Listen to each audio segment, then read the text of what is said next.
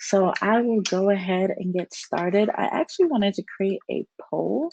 Oh, I can create a poll now. And I wanted to know um, how many of you are job searching?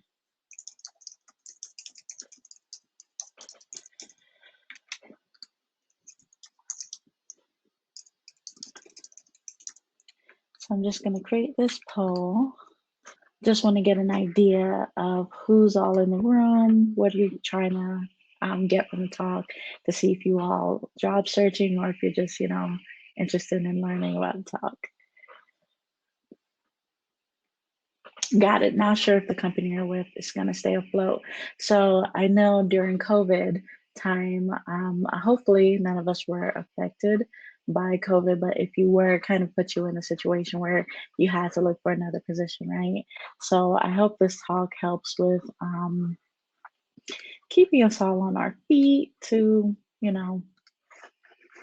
stay ready for our next security position. So I will go ahead and get started. I hope you all can see the screen. I am on a Mac, so you know how that works. So the purpose of this talk is to assist you guys or give you tips on how to stay ready for your next information security role. Just a little background about me. My name is Jordanne. I go by Jay.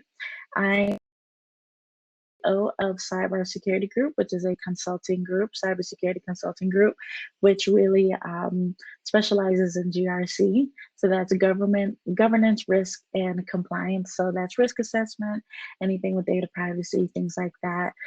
That's what our company does. And I'm also the founder and CEO of TCP Cybersecurity Plug, which is a digital cybersecurity education platform.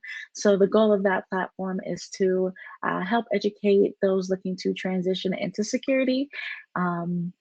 So that would be, doing study sessions for Security Plus, any certification training, helping people figure out how to do risk assessments. But it's really a learning platform to help you grow within your career. You can find me on Twitter. That's where I'm the most active, at JD Barrett. And if you have any questions after this presentation, feel free to reach out at hello@cybersecurity.com. So I've been a security practitioner for about 4 years now. I started out as an information security administrator, where I built out a security program and I oversaw the overall security for the organization. Currently now I work as an auditor, internal audit for a financial organization. But the reason why I created this talk was before I was an information security administrator, I spent 3 years as a technical support rep. And in that position, when I was a technical support rep, I noticed there were changes in the organization I was working at. They started getting interns, and I noticed the interns did the same things I did, right? So I wanted to figure out how can I still remain of value to this organization.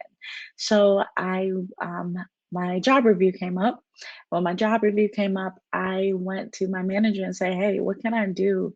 What are you guys doing? What's the company doing? Like, I want to do something, give me a challenge. I'm ready." And I also sucked at tech support. I was not the best on the phone person. So I just felt like I was really sucking at my job. So before I gave the company the opportunity, like, let me go, I wanted to prove to them that, I can do something else. So at the time, they developed a software that needed to be PCI compliant, and I took on that challenge of helping them meet their PCI compliance. So that's kind of where I transitioned into my information security administrator role, and that's how I got started on the journey. So a lot of these tips and things that I talk about in this presentation, it's because I've actually done it myself. I just want to start and give you this quote. This is something I live by, and I am no longer accepting the things I cannot change. I am changing the things I cannot accept. And that's how I've been in all of my roles. Anything that I do, if I do not like something, I go and seek to be the change I would like to see. So, just an overview of this talk. We're going to go into some of the key factors of, preparing for your next role. Talk about some free resources. Talk about some discounted resources because, not everything is free.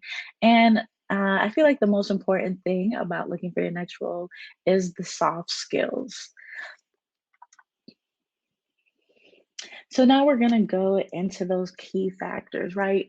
When you are looking for your next position, never stop learning. Always challenge yourself to learn something new, something that you do not work with on a regular basis. So, for example, me, I don't do anything cloud, I don't do anything coding, but I am trying to learn Python, right? And I feel like you tend to have more motivation when you're learning something new because you have a goal in mind, right? And I know it takes a lot more motivation when you're not doing it in your everyday job, but definitely strive to learn something new. And virtual meetups. So check out virtual meetups that are offering training. I know in this COVID era, it's so hard. We're doing everything digitally, right? We're all zoomed out. But I know for me, I'm in the Tampa Bay area, and a lot of the security groups that were local, they've now shifted to, digital meetups, and they're still doing their trainings. So definitely look for those, check those out, and definitely look for security organizations that are offering trainings. Another part of Never Stop Learning is to utilize online resources, right? Read blogs. A lot of times when you're trying to figure stuff out, security practitioners tend to draft write ups and walkthroughs, especially after they've completed a capture the flag event. So check out those walkthroughs too if you ever, you know, want to learn something new and you want to know how it works. Definitely read those blogs, read those walkthroughs, read those write ups, and check out company websites. If you are interested in using AWS or any other cloud, or whether it's Azure, ServiceNow, read their actual documentation. A lot of times, some of them have really good documentation. They have great tutorials, and those resources are right there and they're free most of the time. So definitely check out company websites. The next key factor is your future job title. In your career, where do you want to go? What do you want to be? What is the job you would like to have? For me personally, I would like to be a cybersecurity educator and hopefully in the future be a CISO, right? So I do a lot of research. I check out LinkedIn, I check out Indeed, I check out my dream companies I want to work for, and I look at their job postings. I look at what they would require of me if I wanted to work for them. And then I look at my current job, right? So that's where the align comes in. You know the job you want to have, and you want to look at your current job. How do your current skills align with the job that you would like? Maybe you realize that your dream job, you can actually do that right now. All you have to do is tweak a few things and you can actually execute that, and then evaluate the skills that you might need or you don't have right now. So if you go through the job description, like for me, I want to be a CISO. Obviously, I probably need like 20 more years experience, but I know the things that I need to do, the knowledge I need to have in order to get my future job. So that is something I definitely recommend. Prepare yourself. Another key factor is networking, right? It sucks to say in times like this one where most of us are remote. It's hard to network in these virtual conferences, but I check out the talks. I actually clicked on you guys' bio when you were here. So I will reach out to people on LinkedIn, or if they have a Twitter, if they advertise their Twitter, be like, hey, I saw you were at this conference. I noticed you were local, and I'll just, try to make sure conversation. I know it could be really awkward because networking in person is so much harder than it is than it is virtually. But I would definitely just say if you're in a virtual meetup, I do a lot of the virtual security conferences now. Like we're all at Day of Security today. But definitely I also think Hopin, this platform, allows you to set up meetings. So definitely don't be afraid to reach out to somebody. The worst that could happen is they don't respond back to you, but at least you made the effort. The next key factor is to invest in yourself, right? A lot of times, in order to get to where we want to get to, we're gonna have to spend a little money. So that means purchasing that book. I purchased the Python book because I would like to learn how to code. I purchased a 30-day trial to the Cloud Guru because I was trying to learn about AWS, right? So I can cancel that subscription at any time. It is said when you pay attention. When you know you're investing your own money into something, you are going to, dedicate and have more motivation to do it versus if you have a free resource. So I'm not saying, spend all your paychecks, spend all your money. I know some of us, I'm a college student, I'm a grad student also, but we have other things going on, especially in the pandemic. But 30-day trial, anything, don't be afraid to invest in yourself. Some free resources that you can use are websites used for learning, scholarships, and giveaways. So, my favorite website for learning anything is obviously YouTube. That is free, and I will YouTube anything all day. Vendor websites, like I said before, a lot of vendors, especially I want to say Amazon, is so good at this. They have in-depth tutorials, write-ups, documentation for their software. So check out check out those vendor websites and webinars. Now I'm a part of security groups like ISACA. Everybody is having a webinar on something, and webinars are really good to give you like that general information. And even if they provide, if you want to figure out if you want to go more in depth into something. So look out for webinars, join those security groups to find out more. And auditing courses. So Coursera, Education X, and Cybrary. I know Coursera and Education X, they allow you to audit a course. Basically, auditing a course would be for you to go through their coursework. They give you free access to it if you enroll in it. The only time you have to pay for those courses is if you want the certification that you completed the course. And I believe those certifications may range between starting at $75 and up. So it all depends on what they're offering, but you can go through those courses. You don't even have to pay for it. You can learn the information, but those are just some free resources. The next resource is scholarships. So these scholarships here that I put are the scholarships that I received. There are many more scholarships now. I definitely want to emphasize women in security and privacy. I participated in an event last year, Share the Mic in Cyber, and they provided me a scholarship for the amount of my security certifications that I wanted to take this year. So that means they gave me a scholarship for $2,500, and that was $700 for my CISSP and for my CISA training that I wanted to do. So if you all are not familiar with women in security and privacy, I encourage you to look them up, follow them. They are always giving back, so please. The first scholarship I ever received was from O'Reilly. It was their Velocity conference. I don't believe they have this conference anymore, but I won an all expense paid scholarship to go to New York and check out their conference for like 4 days, and it was amazing. Security Innovation also does scholarships, but I'm seeing a lot more scholarships now. But Women in Security and Privacy also offered a DEF CON scholarship. If you all are not familiar with DEF CON, it is the annual hacking conference that happens every year in Vegas. And every year they had a scholarship for women to go, and a lot of my friends received that scholarship. So definitely be on the lookout for those. Some of the free resources would be boot camps, and I don't have any good examples for you all.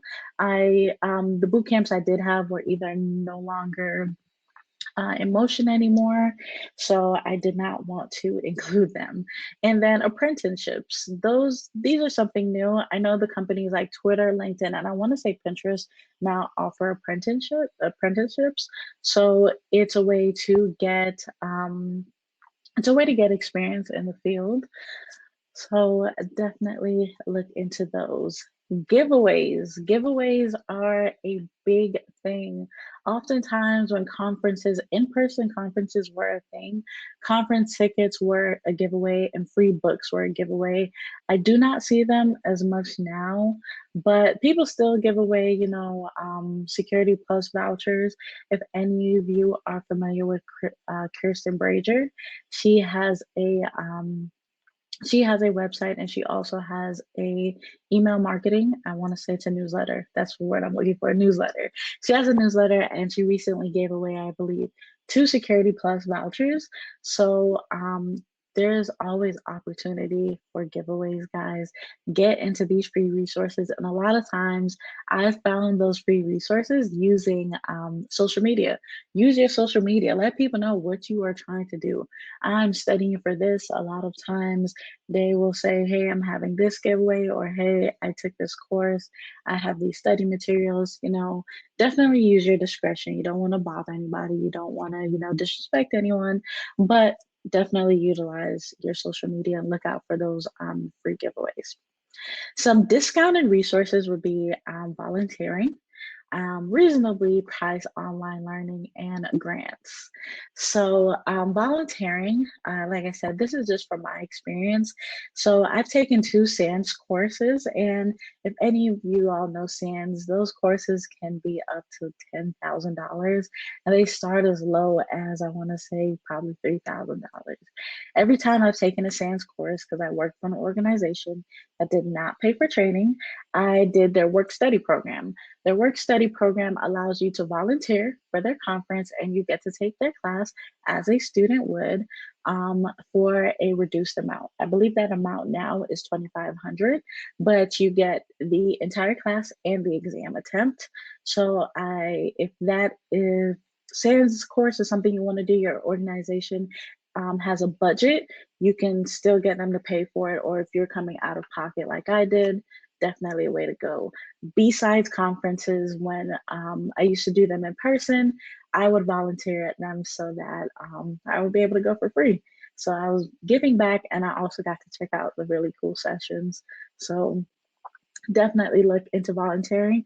And I want to mention volunteering is also a great way to network with people because these volunteers are in the industry like us. So it is definitely a great way to meet people.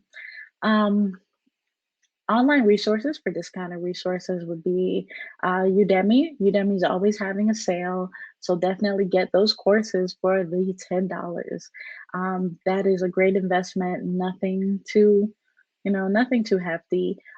As I mentioned before, auditing courses with edX and Coursera.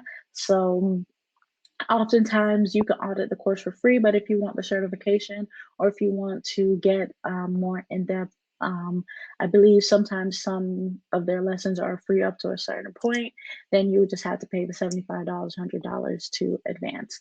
And then monthly subscriptions, like at the time, Linux Academy and the Cloud Guru were 2 separate things. Now I believe they're the same.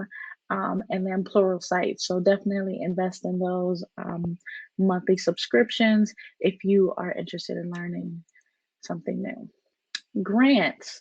I don't know if they do grants as much as they used to before, but one of the conferences I did go to was from Google's travel grant.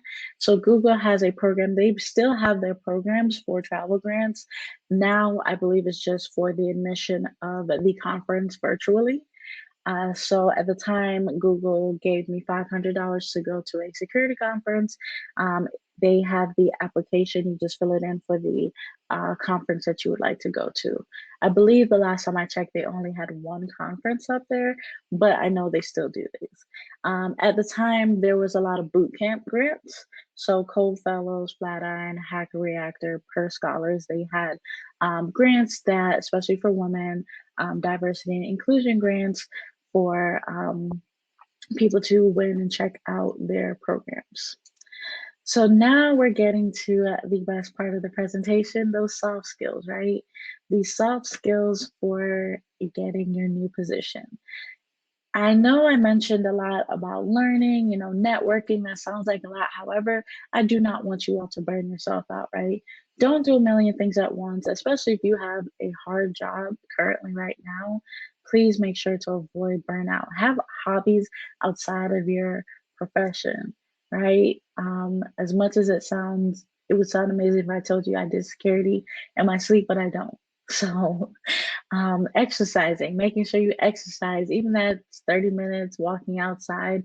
I live in Florida, so I do not have a winter, so I can be outside anytime I want to, unless it's raining, because rainy season sucks here. But definitely get outside for 30 minutes and make sure you're practicing your self-care. Try new things, one new thing like a week, a month, or bi-weekly. Just dedicate something to yourself, but definitely take care of yourself as you're looking for a new position. I don't want you all to be stressed out. Don't burn yourself out with these interviews. Don't burn yourself out with learning new things. Definitely be graceful with yourself.